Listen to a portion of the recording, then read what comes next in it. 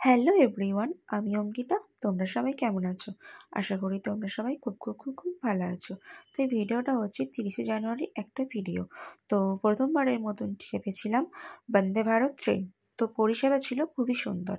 তো ট্রেন ছাড়বার সঙ্গে সঙ্গেই দিয়ে দিয়েছিল 1 বোতল মিনারেল ওয়াটার, তার সাথে দিয়েছিল চা।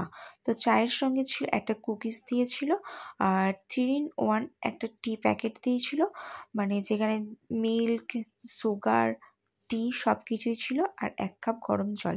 এই স্টিকের মাধ্যমে ওই গরম জলে চাটা দিয়ে মানে একটু মিক্সড করে নিলেই হয়ে গেল।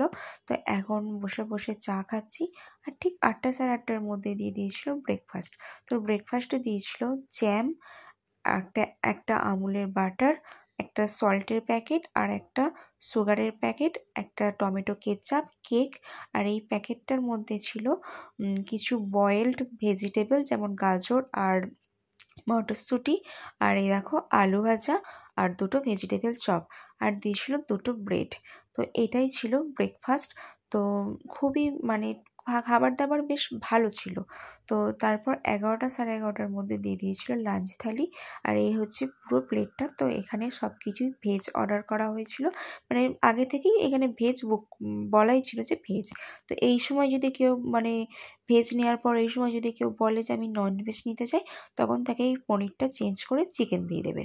তো ভেজ থালিতে ছিল 2টো রুটি, মুগের ডাল, পনির, জিরা রাইস, আর আলু ভাজা, আর টক দই। তো খাবারগুলো খুব সুন্দর এবং টেস্টি ছিল। সবথেকে ভালো লেগেছিল মুগের ডালটা খেতে। আর মানে খুব সুন্দর মুগের ডালটা খেতে ছিল, আর খুব সুন্দর একটা সেন্ট আসছিল।